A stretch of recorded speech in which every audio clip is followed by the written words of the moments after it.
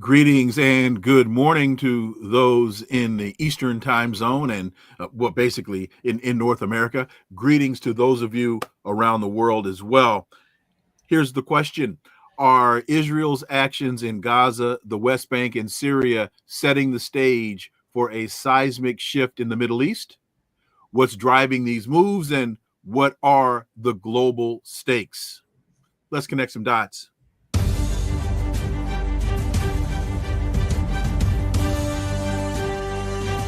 Connecting the Dots with Dr. Wilmer Leon, where the analysis of politics, culture, and history converge.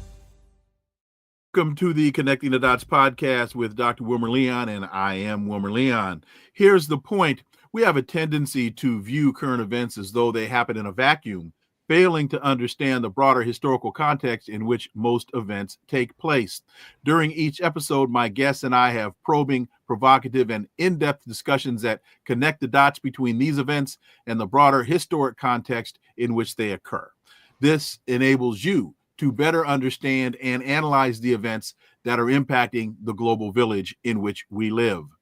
On today's episode, the issue before us is Israel's actions in Gaza, the West Bank, and Syria, in concert with Trump's rhetoric about finish this before I'm inaugurated.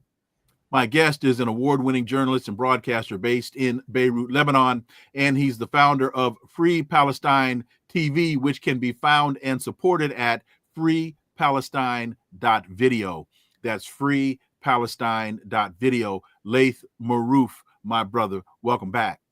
Good to be with you, Wilmer. So Israeli Prime Minister Netanyahu said in an interview, which was published by the Wall Street Journal this past Friday, that he wouldn't end the genocidal war in Gaza as long as Hamas remains, making it clear he would not agree to a hostage deal that includes a permanent truce. Quote, I'm not going to agree to end the war before we remove Hamas. We are not going to leave them in power in Gaza, 30 miles from Tel Aviv. It's not going to happen, end quote. What does this say to you, Laith Marouf? Well, I mean, the jig is up. Anyone that had this idea that the Zionists, led by Netanyahu, have any other goal beyond the genocide of the Palestinian people is now must recalculate what they were thinking.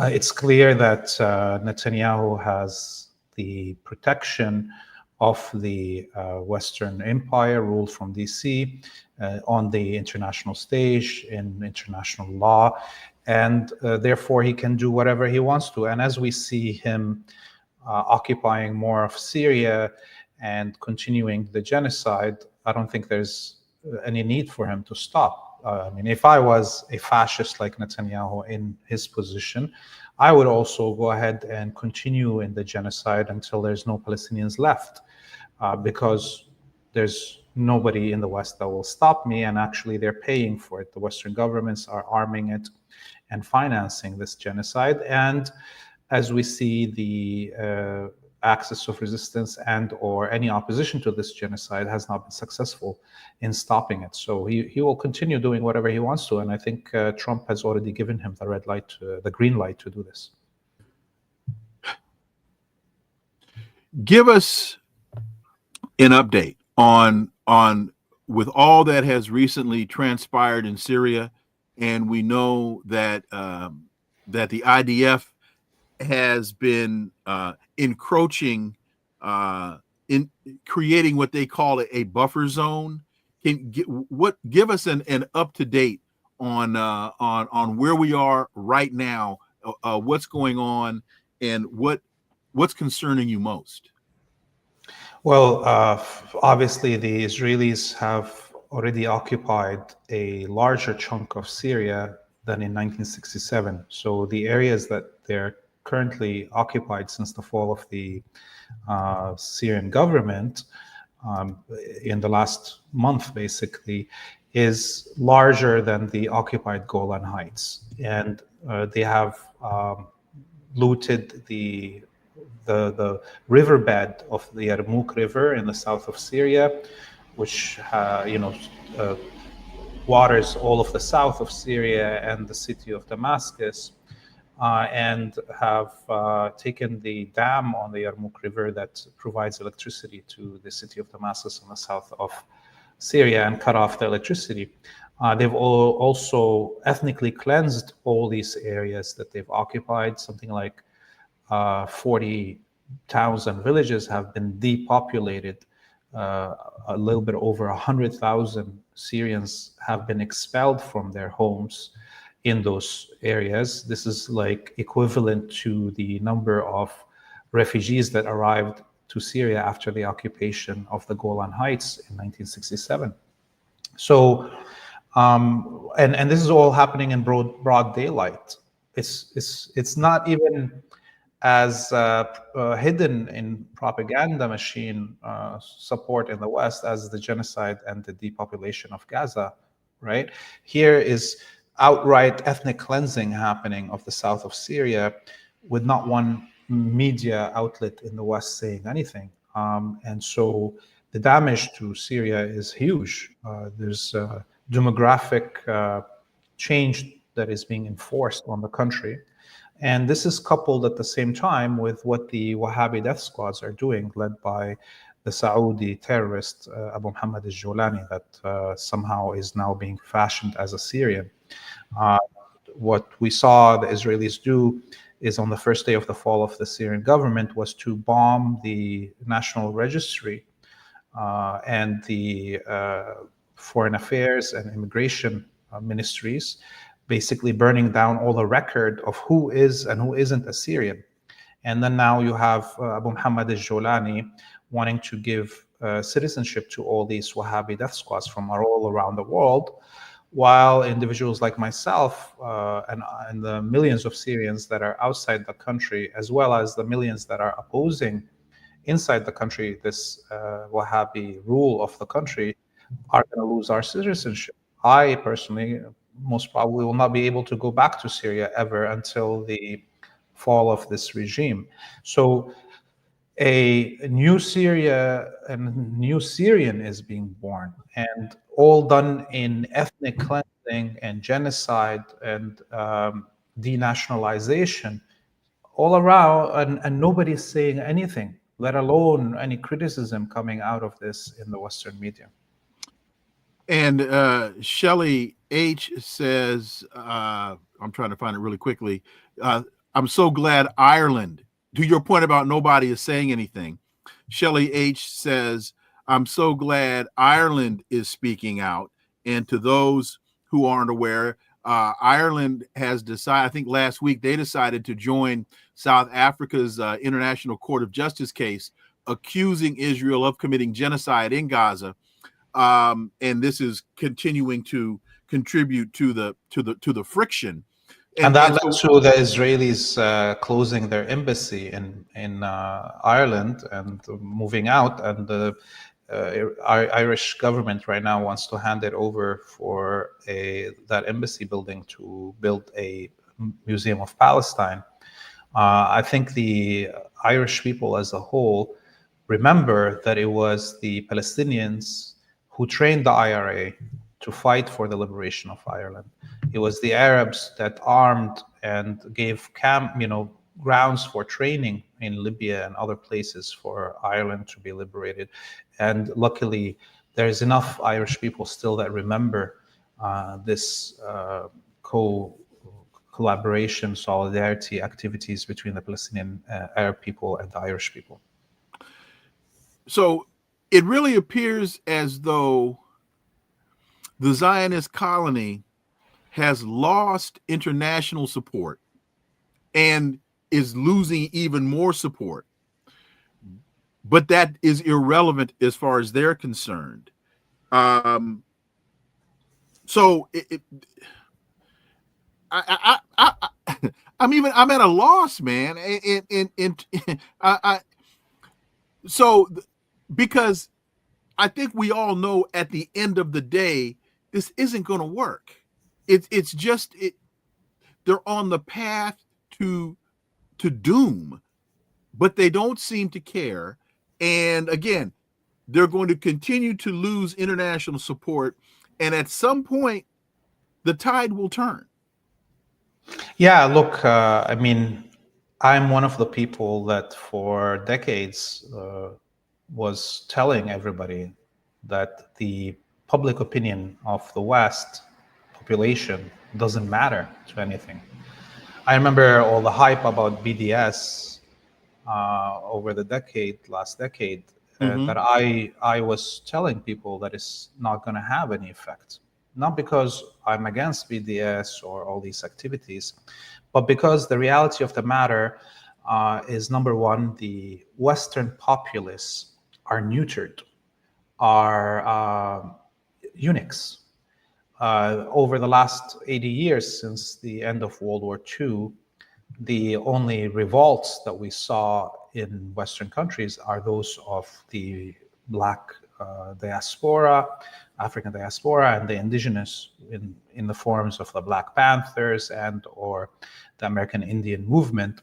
And there was a very brief moment of communist revolutionary groups in Europe, like the Italian Red Army and the German Red Army and the Japanese Red Army, that joined in the struggle in Lebanon and for the liberation of Palestine. But that was a very brief moment. But otherwise, the populace in the West has not revolted to save itself, not let alone to save somebody else. And it's clear that the Western elite know this, and they don't care about the opinion of their own populations. We saw, of course, what happened right now, the surveys in Western countries show that at least 70% of the populations in most of these countries are supportive of Palestinian liberation, are against selling any arms to the Zionist colony and what have you. But that's not going to change any of the Western elites' positions and governments, because they don't care. And they see that their own population is not going to do anything beyond go out in the street for a few demonstrations, which are even now almost non-existent. Those demonstrations that we saw a year ago when the beginning of the genocide in Gaza started. The other thing is that the Zionist and the Zionist colony are an integral part of the imperial order. They're not like a side situation like the elite in South Africa that were not integrated as an existential part of the elite in the West and were abandoned by the empire when the time came. There's no right now. In fact, I would argue that there is a Zionist empire in the West. It's not anymore an American empire. It's a Zionist empire. The Zionism is the official religion of all of the components of the empire. You can criticize any prophet you want. You can make up fun of any religion. You can denigrate Jesus, Moses, and Muhammad, but you cannot criticize Israel and or the political ideology of Zionism. So therefore, there is, Netanyahu knows that the empire will put all its resources at his disposal to maintain the existence of this colony. And finally, I would say that because of this reality, Netanyahu knows that he has a chance to genocide completely the Palestinian people, like the English did in North America. And that will guarantee him a situation like Canada and America, where there's no going back even after this genocide. The English colonizers, the French, the Italians, the Spanish and the Portuguese, they were hated by the rest of the world when they were colonizing and genociding the Americas. But after it's done, it's done. And as we see, nobody questions the legitimacy of the United States right now or Canada as a colonial genocidal regime, because there's no more indigenous. So he is trying to reproduce that colonial era of the 16 and 1700s, and he is succeeding because nobody is stopping him. In fact, to your point, Netanyahu once referred to the Zionist colony as the mighty aircraft carrier of our common civilization. And to your point, it is the linchpin, or it is the docking point of colonialism in the region. And so as goes that aircraft carrier, so goes the battle for imperialism. Shelley, I think it was here, says makes the point about you referring to no, I'm sorry, it was Liz. Please explain Wahhabi death squads. Why? And that's a term that you use quite often. And so if you could elaborate on your reference to Wahhabi death squads, and there is and then Chanel asks, can Israel survive by force alone? Yeah, so first off, the Wahhabi cult is a cult started in Riyadh, the area in the heart of what is now the Saudi kingdom. It is a cult that considers all the other Muslims as heretics, and anybody who is not Muslim to be also heretic. So the British, when they were trying to create an Arab revolt against the Ottomans during World War I, they couldn't find any Arabic nations or tribes that would, go with them. And the only ones that worked with them are the Saud family and the Hashemite family that now rules Jordan. And the Wahhabi cult was elevated by the Anglos, especially after World War II and the flow of the oil in the oil fields in the Gulf, to spread this cult around the Muslim world and to birth a new Muslim in the image of the death squads of the Wild Wild West. In the name of Christianity, whole nations were eradicated in the Americas. Of course, that's not true Christianity. What the colonizers did, the conquistadors and the English and the French did in the Americas, that's the opposite of what Christianity.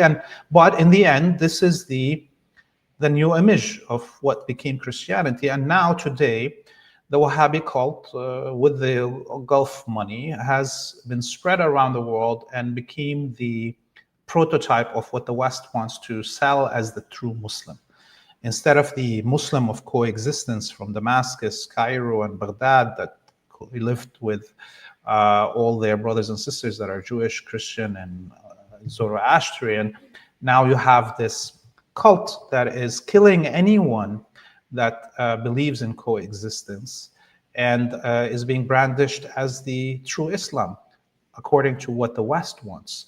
And so that was the answer to the first question. Your second question is about, can Israel continue to do what it's doing without the support of the world? I mean, honestly, they clearly can. Can Israel exist by force alone? Was the question.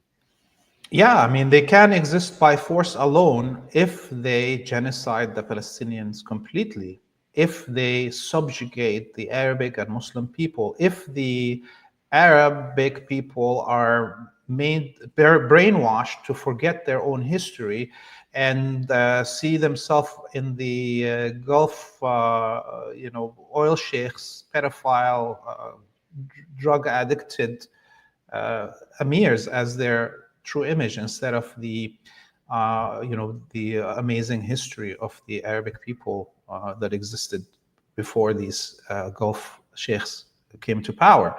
And similarly with Islam, if the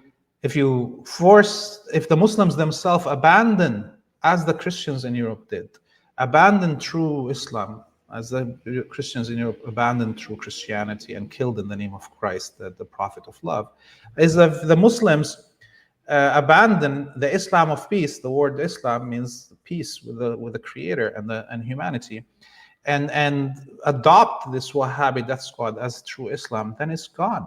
The Wahhabi death squads is willing to work with the genociders of Europe.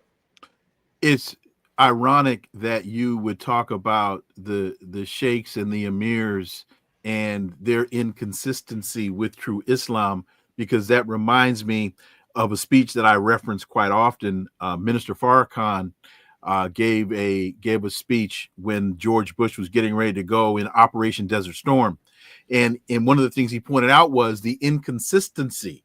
He said the world sees these sheikhs and these emirs coming out of casinos, losing hundreds of millions of dollars with the roll of a dice. He said, this is not Islam. And so it's interesting. And there's a question here that I think can tie a couple things together. If we allow this to happen unchecked and ignored, what does it mean for global justice, morality, and the value of human life? And that takes me to the writings of Gasan Kanafani. Men in the Sun is one of the books that I think for folks, it's a novel, but I think folks would be well versed in reading the works of Gasan Kanafani. And also we have Gasan Kanafani regarding on Zionist literature. Connect those dots, Laith Marouf. Yeah, Gasan Kanafani was one of the most brilliant writers in the Arabic world. He was a revolutionary writer. He was a spokesperson for the PFLP, the Popular Front for the Liberation of Palestine. And he was a refugee, obviously, from Palestine in Lebanon. And the Zionists feared him so much because of his writings, his amazing writings that were, celebrated around the world in revolutionary decolonization areas, that they set up a bomb in his car and assassinated him and his teenager niece that he was driving to the school in the 1970s in Beirut. His writings are one of a kind. If there was no racism and hate to Arabic people that is pumped within populations in the West, his writings will be celebrated everywhere, and everybody would know about them. And his stories, his literature that he, fiction that he wrote is also amazing. And he was publishing one of the most important literature magazines in the Arabic world, Al Adab, which again their offices were blown up by the Israelis in the 1980s here in Beirut. So I encourage everybody to read his writings. There's also videos of interviews of him by Western media, black and white interviews that are shocking. And he speaks in English in those interviews, and I encourage people to look for them on YouTube and other platforms. We have an unemployed scholar with a super sticker and asks the question, is Abu Saaf part of Wahhabi? I'm not sure who is he talking about. Abu Sayyaf. Look, if it's Al Qaeda or ISIS kind of related, yes, they're Wahhabi. The word Wahhabi comes from Muhammad Abdul Wahhab, the founder of the cult. Muhammad Abdul Wahhab made an alliance with Abdul Aziz of Al Saud, the founder of the Saud dynasty. And the alliance was that the Sauds will bring the sword, and Muhammad Abdul Wahhab will bring the indoctrination of the cult into their rule. And this is the flag of the Saudi Arabia. The La ilaha illallah Muhammadan Rasulullah, the writing on the top is referencing basically the Wahhabi cult and the sword of the Saud family ruling over the people. So this is the glue that binds together the fictional Saud kingdom. By the way, there's no such thing as Saudi Arabia. There's Arabia as a peninsula, and then there's the Saud family that is the ruling family. There's no Saudi people. Only those who are members of the Saud family are Saudi. There's Arabian people that are ruled by the Saud family. It will be like, as I personally never say Saudi Arabia, I never say Saudi people, because that would be like saying the Windsorians of England, and and call all the English people Windsorians. And the interesting point, Tom, I hope I got that right. Jalani is Mossad from Baghdad.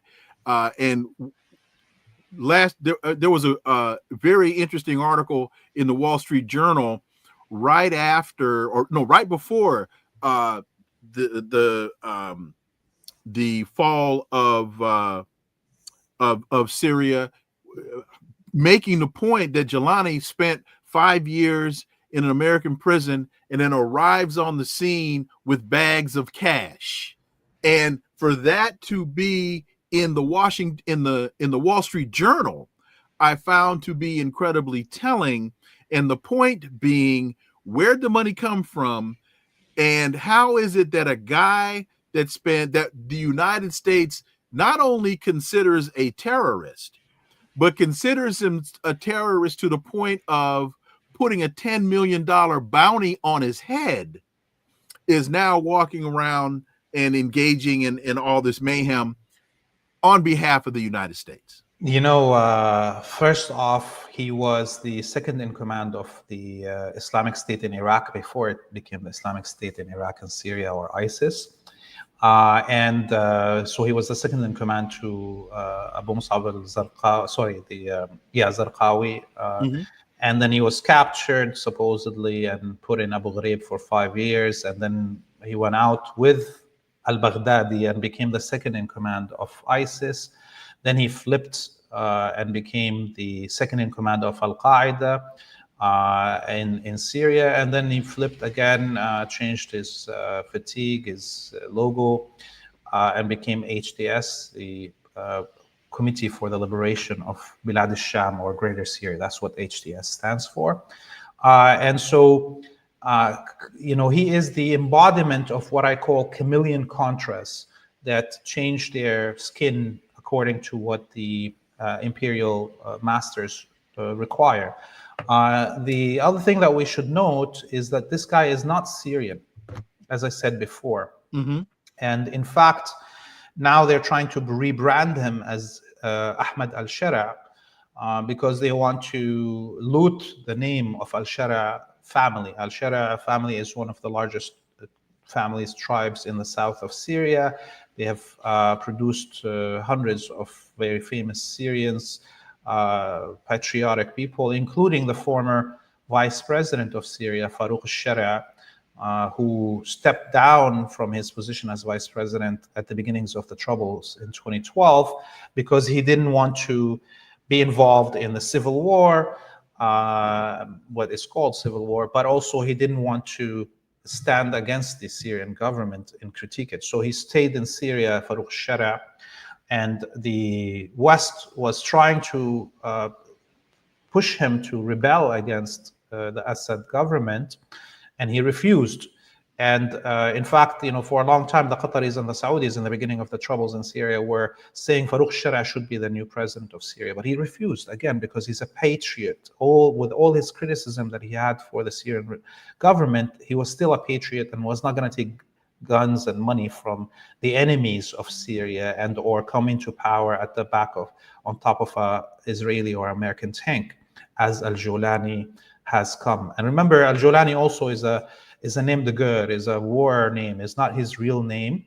And originally they were saying al-Jolani so they can hint as if he was gonna liberate the Golan Heights. And the minute he reached Damascus, he dropped the Golani because he gave the Golan to the Israelis. So no, there's no connection between Syria and Abu Muhammad al-Jolani, and he's a Saudi citizen, and now Syria is ruled by the Mongol hordes, as it was ruled after the Mongol invasion. Right now, Abu Muhammad al-Jolani has come with a Mongol horde with him. Turkic and Mongolic people from Central Asia are ruling Syria right now, as if we are 1,000 years ago. And Shelly H, thank you so much for that super sticker. And Unemployed Scholar, thank you for that as well. And Unemployed Scholar says it's militant group in Mindanao known for ISIS-style attacks. Can you elaborate on that?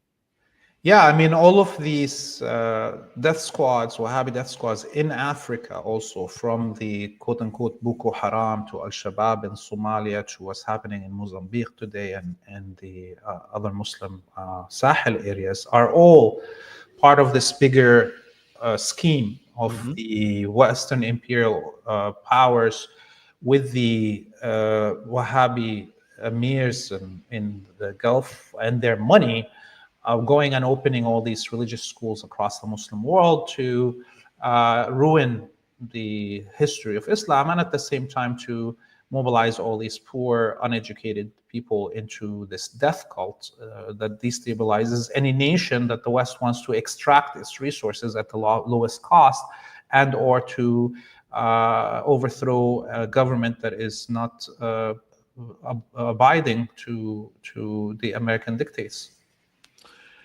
And let me see if I can find a good way to frame this question.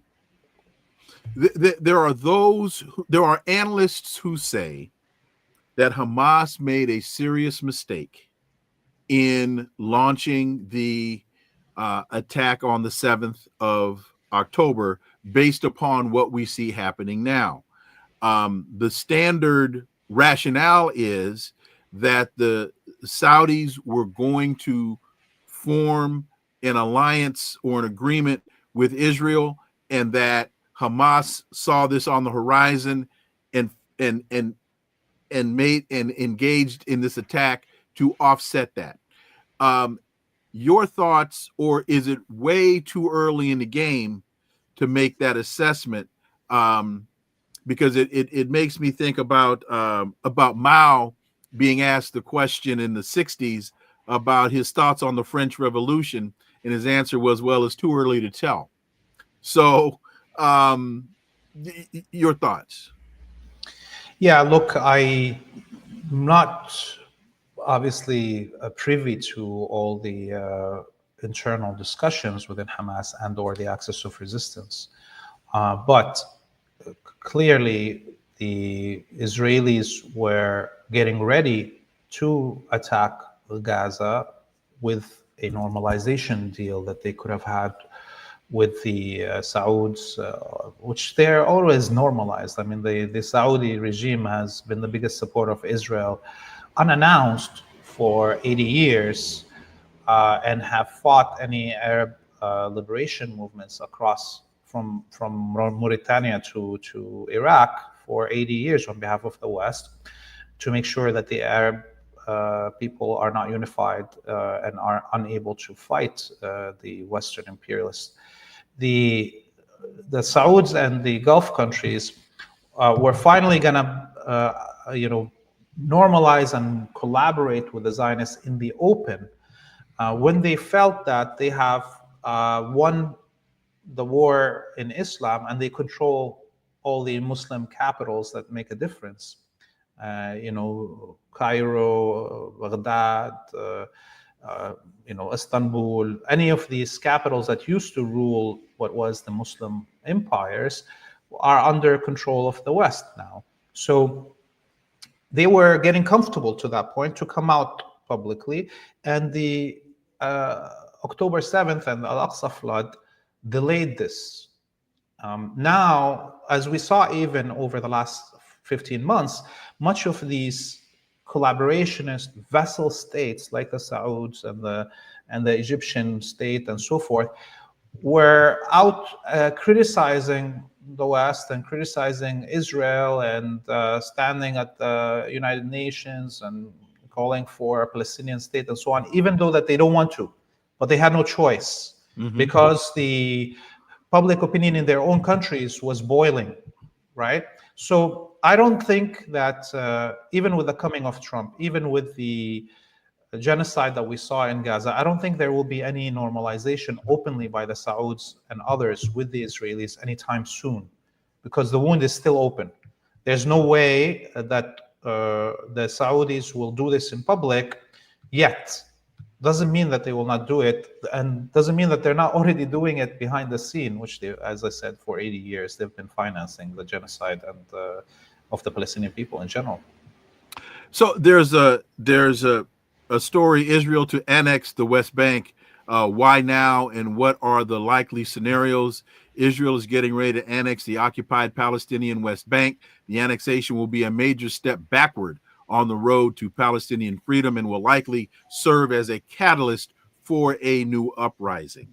And that latter part, to me, seems to be closer to the truth than anything else. So I frame the question in terms of you can annex in theory versus annex in practical reality. Laith Marouf. Yeah, I mean, we saw right now over the last week the Collaborationist Palestinian non-authority finally pulling out its weapons, and instead of attacking the Israelis, they're attacking the Palestinian resistance in the Jenin and other towns of the West Bank. Today we saw a video of a Palestinian Authority officer firing an RPG, not on an Israeli tank, but on a Palestinian home. So the collaborationist regime of the Palestinian Authority is now emboldened to finally come out in the open in what it was doing. For 15 months, it was claiming that is defending the Palestinians in Gaza and the international scene and the courts and the UN and so forth.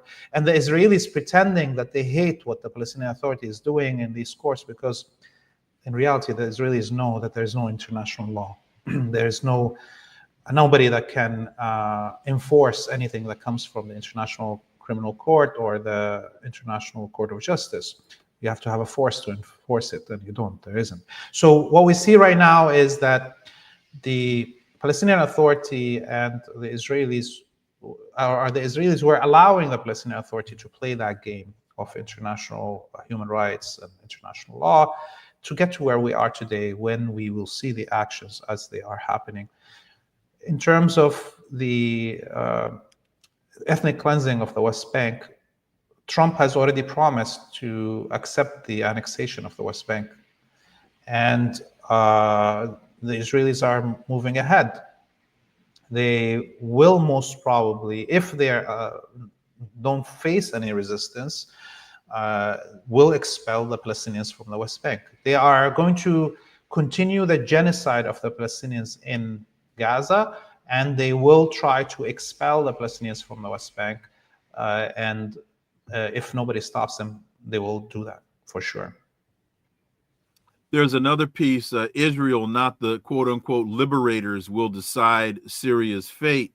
And Professor Dan Kovalik was in Lebanon and last week, and went to the border and made what I thought was an incredibly astute observation. He was saying, and in fact, I'll read this from the article because he said, stories of prisoners being freed from Assad's dungeons and of families pouring out to the streets in celebration have helped to drive an upbeat news agenda, but obscure a more likely dismal future for newly so-called liberated Syria. And one of the points that Professor Kovalik was making was, he said, the Western media is hyping the celebrations in the streets. He says, but as I stand here at the border, there are a whole lot of people leaving the country. For as much as it's reported that all of these Syrians in exile want to come into the country, and you made the point that they're blowing up the Ministry of Records, meaning it'll be hard to prove who's a Syrian and who's not, that the Western narrative is not necessarily the reality. Laith Marouf. Yeah, definitely. The what we saw of quote unquote celebrations in Syria is exaggerated. It's, cameras that are zoomed in on a few hundred people. Everybody else is scared to do anything. Nobody wants to take a position inside Syria publicly because they're scared to be lynched. As you mentioned, there was, for instance, at least 200,000 Syrian Shia that already left, that are in Lebanon right now, have asked for asylum. There's, tens of thousands of Christians also that are leaving and or are moving to areas that they feel that they can have a safer situation, or a majority of with other sects.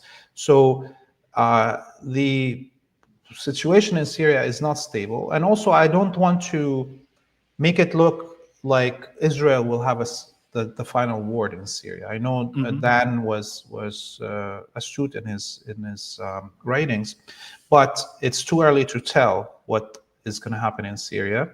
Right now, there's already armed revolts in specifically the coastal areas and the mountain region in the coast, from between the Alawi and the Christian and Shia populations there have carried arms already, have formed militias, and are fighting HTS, and have killed multiple groups of HTS fighters over the last 2 days in that area. Similarly, this is happening in the Suwaida region in the south of Syria, close to the Iraqi border.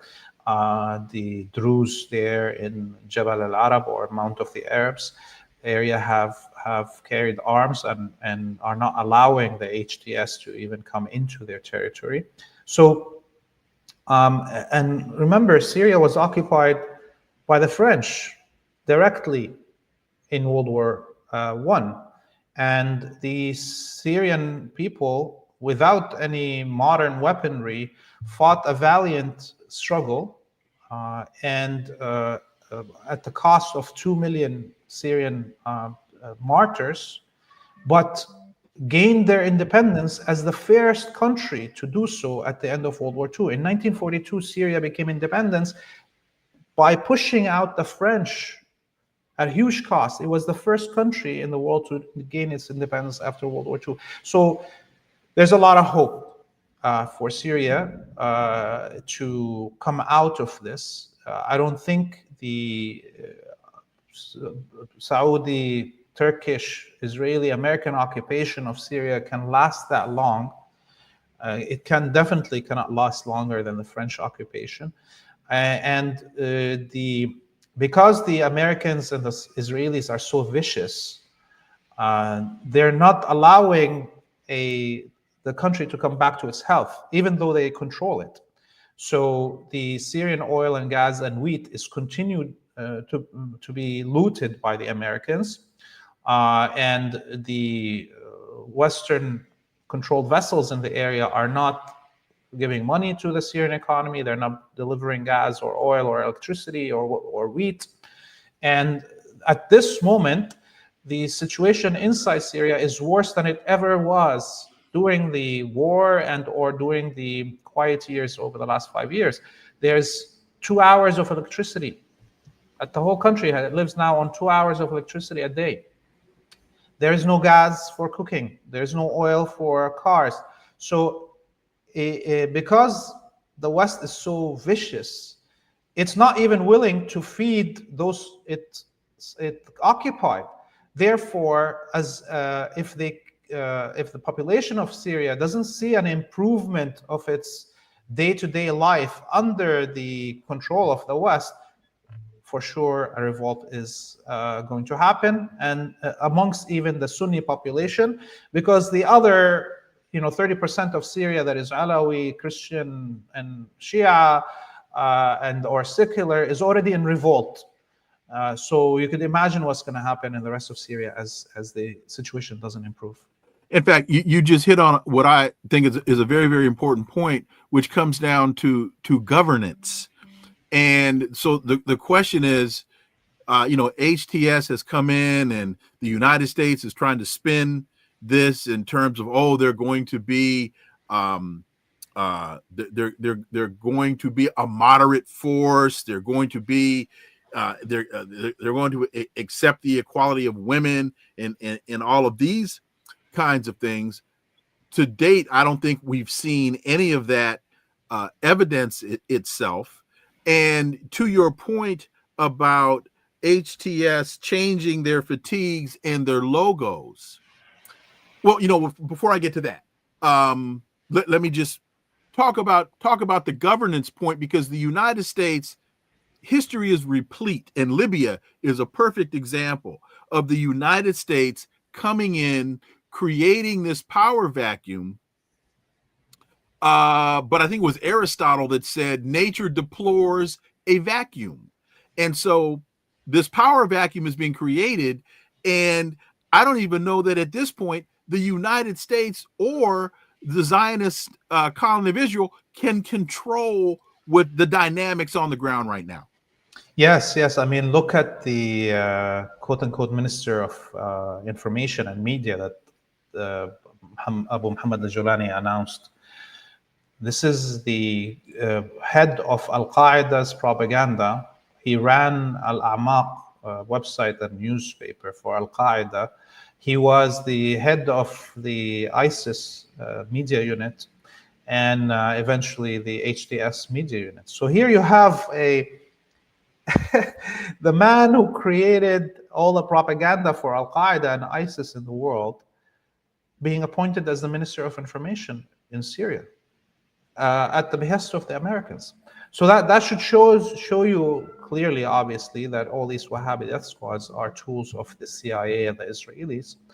But how long can somebody like that be in power in Syria?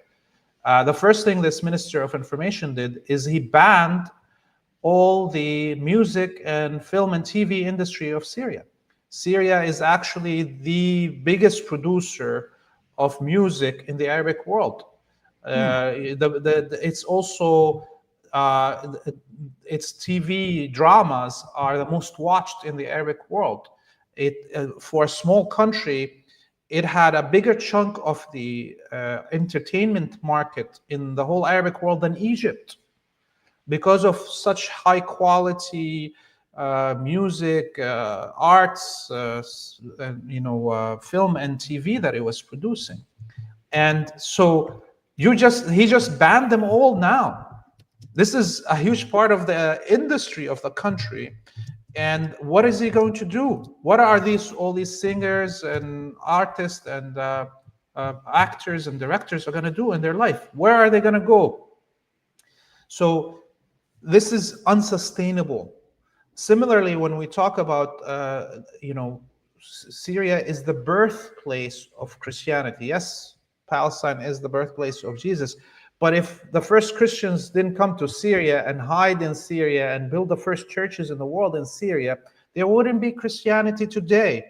And what do we see is the new government banning Christmas, banning Mass in the oldest churches in the world, in Sayyidnaya, in Ma'lula, in the churches in the street called Straight in the old city of Damascus, where the first Christians hid as Saul, who became St. Paul, came looking for them. How sustainable is this? It is not sustainable. And therefore, what may look like a huge success, which it was a success to the Israelis, everybody must understand that it's not permanent. And the revolt is already boiling. And the country now is porous, no borders, no air force, no radars, no nothing. Anybody and everybody can come in and out. And that doesn't mean only the Wahhabi death squads or the agents of the West, but also resistance groups and their weapons and their funding. And I would say one final thing. I just saw before we got on here a tweet by a Zionist rabbi from the Israeli military who says he's on his way to Damascus right now to meet with the leadership of HTS. So that shows you who Muhammad al-Julani is and who's his master. I mentioned the rights of women, and Rampel Senso 1 says Syria already has equality for women, Dr. Leon. And let me read one piece from Foreign Policy. The fall of the Assad regime in Syria has created a power vacuum, with various factions vying for dominance in a country shattered by over a decade of war. One such faction, Hayat Tahrir, al-Sham, or HTS, has been particularly significant in northwestern Syria. The true test of HTS's commitment to reform lies in its treatment of women. Even prior to the ousting of Assad, HTS had demonstrated a draconian approach to women's rights in Idlib, enforcing strict restrictions on their dress, mobility, and role in public life. Your thoughts, Laith Marouf?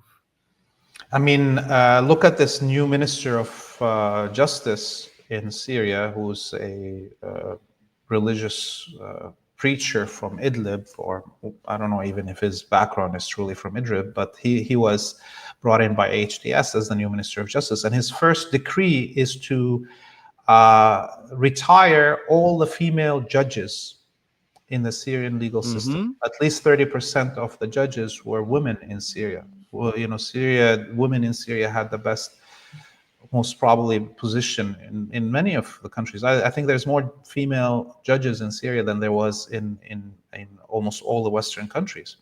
So he's disbanding them, he's firing them. He's not allowing any more female lawyers to argue in courts in Syria.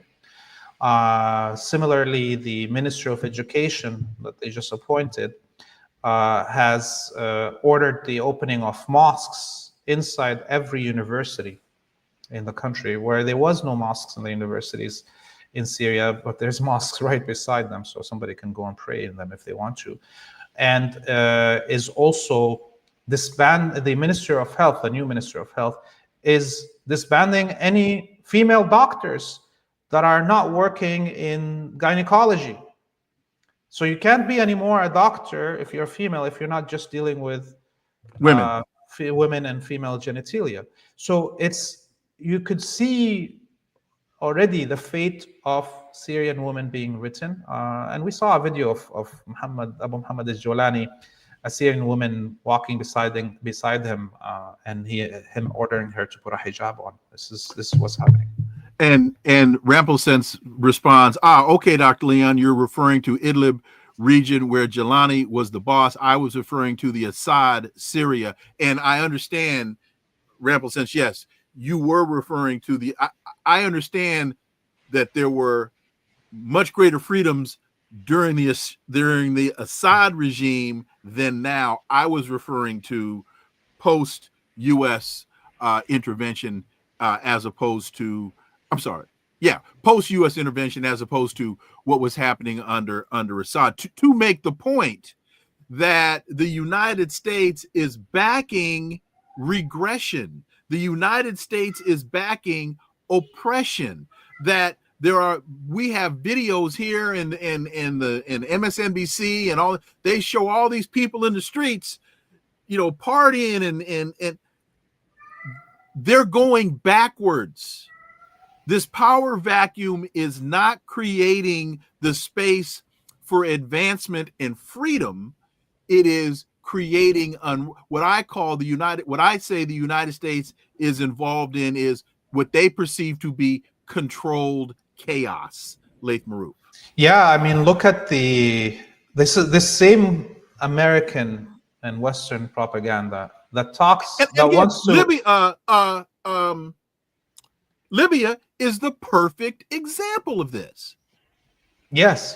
I mean, Libya was spending its money to liberate Africa. Libya was always saw itself as an African nation. And then what ended up being is Libya becoming a slave market for African people at the hands of the United States. And the solidarity and love between the Libyan people and the rest of Africa disappeared. Right now, I was going to say is that you saw how the American and Western media was telling us they're willing to go to war because an Iranian woman wanted to take off her hijab, because we were told, women's rights in Iran. Okay. Although, by the way, if anybody visits Iran, including you, I'm sure you did. I remember you saying you did. Yes, you will see that the majority of Iranian women don't put a full-on hijab. They just put a shawl on their head. A scarf over their heads. Yes, like the 1940s West, with most of their hair showing. So it's not like a religious thing; it's just a cultural thing. And But very nice scarves, I might add. yes, and now we're being told that the Syrians will get their freedom with women having hijab enforced on them. And so the contradiction is glaring, obviously, and it's waking up anybody that was fooled of this idea of using women's rights as an excuse to liberate occupy countries. And same time, we look at the journalists, the Western journalists. You remember a few months ago there was, I think, Christiane Amanpour from CNN was going to interview the president of Iran, and she refused to put the hijab on, and so he walked away. He didn't even ask her for a hijab, just a shawl on her head. But now we're seeing these Western media, including CNN, put a full hijab on to sit down and interview Al-Jolani. And apparently they have no problem doing that. So you see the hypocrisy is too glaring. And I don't know how much the Western audience will be captured by this propaganda. And in terms of, and now to the second part of my question, you had mentioned that HTS, they're willing to change you're using your words, change their fatigues and change their logo. And so what we're seeing now playing itself out in the Sahel are the same groups, the so-called Muslim extremists, they always tie them back to Al-Qaeda, are manifesting themselves and creating greater unrest in Mali, in Burkina Faso, in the Sahel states. They're even now finding that Ukraine is sending drones, and many of the fighters that were in Syria are now finding their way into the Sahel. This is not by accident. So to your point, it's the same group of people. All they're doing are changing their uniforms, changing the insignias on their shoulders. It's the same group. And it really, I guess you shouldn't necessarily just say HTS. You might put a hyphen and then say CIA. Laith Marouf. Oh yes. And if I can give any advice. Is that hyperbole on my part? Oh no, you're 100% correct. And if I can give advice to my brothers and sisters in Niger, Mali, and Burkina Faso, is that they should move as fast as possible to permanently delete the colonial borders. You see, the decolonization movements after World War II, their biggest failure was their inability to change the colonial borders.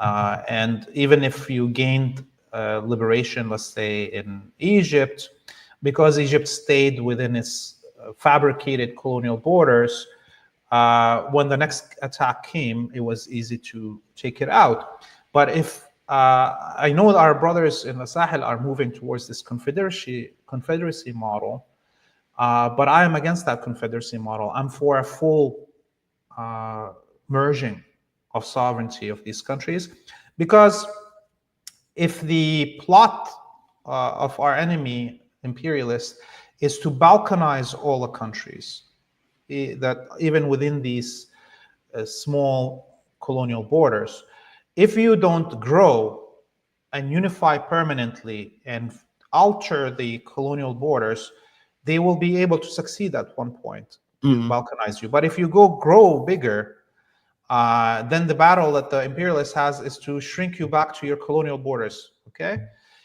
so if our brothers and sisters in these Sahel countries can move as fast as possible to permanently end these colonial borders, merge the economies, merge the currency, merge the political order, they will be vaccinating themselves against the ills of balkanization. And I think this is also, we can direct that to our Latin American brothers and sisters that are revolutionary.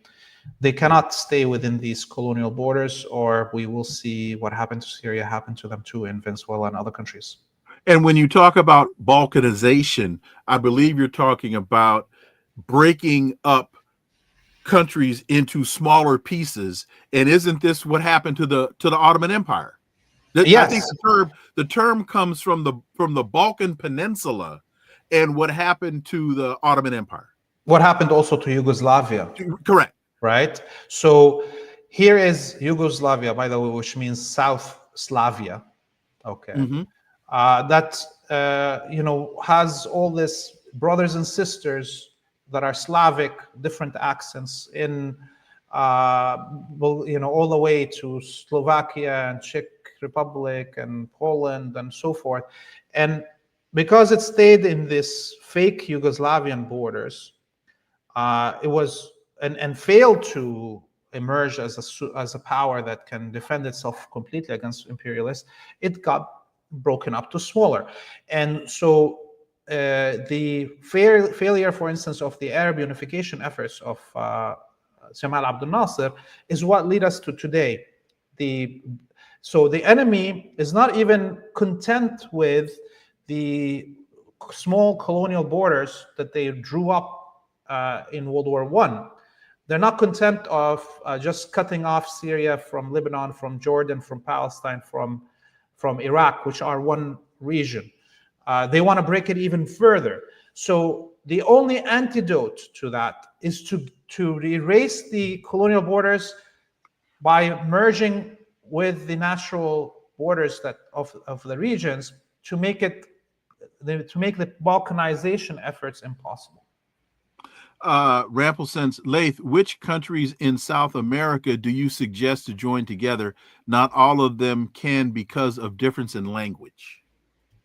I mean, other than Brazil and our brothers and sisters in Guyana, everybody in Central and South America speaks Spanish.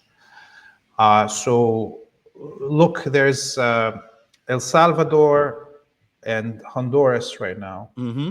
That both have revolutionary leaders, and they are neighbors. It's been now 4 or 5 years or whatever since they've been in power, and they haven't merged. It's illogical. They should merge. They should end this. Mm-hmm. Similarly, yes, Colombia still has problems, but we have a shift in Colombia that is anti-genocide in Palestine, that is pro, maybe Venezuela should think about how can it merge with Colombia. And we see right now Trump talking about retaking the Panama Canal. Yes. Which was part of Colombia. There was nothing called Panama before the American invasion of Panama and its chopping off from Colombia. Why isn't Colombia talking about retaking the Panama Canal? You see, this is the only antidote to the enforced fracturing that the West wants, is to merge and grow in terms of conglomeration of these peoples within natural borders of civilization.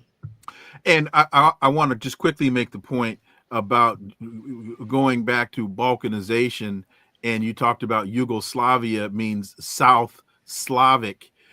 Folks need to understand that when you look at Russia, for example, just because their skin is white, it doesn't mean that they are considered to be white by Europeans. They are not. They are considered Slavic. And how do you spell Slavic? S-L-A-V-E, slave. That's not an accident. So when you look at Vladimir Putin, when you look at his foreign minister, Lavrov, Sergei Lavrov, and a lot of folks think that this is a European fight. It is not, because the European elite do not see the people from this region as European. They don't see them as white. Laith Marouf. Yeah, I mean, this is the problem that the Russians have faced for a couple of hundred years right now. They have wanted for a long time to be accepted into Europeanness or whiteness, as has now become called, but they were thwarted every time. And even the total bend over of Yeltsin didn't end up with Russia being accepted into the European order or the white civilization. And I think this is part of the problem. I have full love for my Russian brothers and sisters, and I can see clearly that whiteness is an imaginary identity, and its Slavic people have been not accepted into that. But because the Soviet Union still wanted to join this club kind of situation and maintain the order of two poles of the West and the Soviet Union, and worked against third world movements and the non-aligned movement led by Abdel Nasser and Tito and Nero and so forth. In the end, the failure of the third world movement and the non-aligned movement led to the collapse of the Soviet Union, because the West had no other enemy to concentrate on and were able to do so. Similarly, right now, the constant attempt by President Putin to reapproach the West and play with Trump and what have you, and even this new branding of Russia as the savior of white civilization, as the savior of Christianity, is actually playing with fire.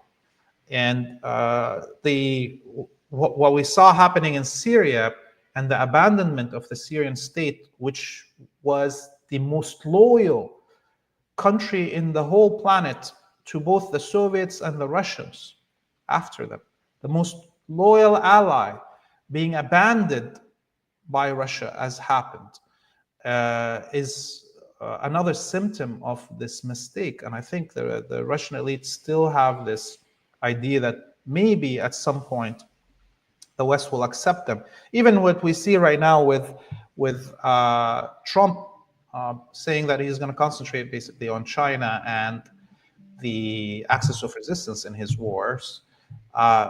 This is kind of courting the Russian elite and to not go too far in their alliance with China and the axis of resistance. And I fear if the Russians fall into this mistake again and get mesmerized with this idea of being accepted into the white club, they'll make the same mistake that the Soviets did. And my dear brother, Laith Marouf, thank you so much. Folks, we have finally hit 5,000 followers, and we've been able to accomplish that because of guests like Laith Marouf, who, as we look at, for example, MSNBC going to Rachel Maddow and telling Rachel Maddow she's got to cut her $30 million a year contract by $5 million, going to Joy Reid and some of the other, multi-million-dollar hosts and telling them that they've got to cut their contracts. That's because their viewership is dropping. And the reason they're leaving, the reason they're losing viewership is because they're trying to sell you bullshit. And so folks looked at all of this broadcast during the election, and then they looked at the result of the election and they're scratching their heads saying, wait a minute, but you told me on MSNBC, blah, blah, while we were here telling you the real story. So we've reached 5,000 subscribers. Thank you all so much for doing so. And again, it's no irony that it's because of guests like Laith Marouf. I'm not a political operative. I am a political scientist, and my job is to talk to dear brothers like Laith, tell you all the truth. So let me ask those 5,000 of you, do me a favor. Reach out to two friends, get two friends, to subscribe to the show as well. By next week, if you all did that, by next week, we could blow this rascal up and we'd be able to stay on the air because you all get the point. So, my dear brother Laith Marouf, man, thank you so much for joining me. Please stay safe. My love to you and your family, and look forward to having you back. Thank you very much, Wilmer. See you soon. So I got to thank Laith for joining me today. Thank you all so much. 5,000. We've reached 5,000 subscribers. Thank you all so much. And again, if each of you would just reach out to 2 friends and get 2 friends to subscribe, we would see an exponential growth in this program like that. Would greatly, greatly appreciate it. Thank you all so much for listening to the Connecting the Dots podcast with me, Dr. Wilmer Leon. Stay tuned. Got another new show coming to you all tomorrow.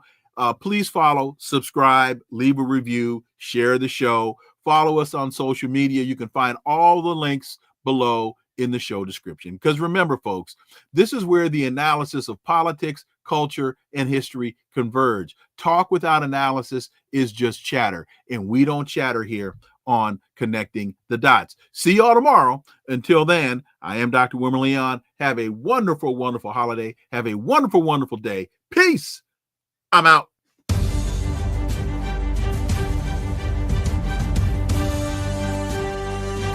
Connecting the Dots with Dr. Wilmer Leon, where the analysis of politics, culture, and history converge.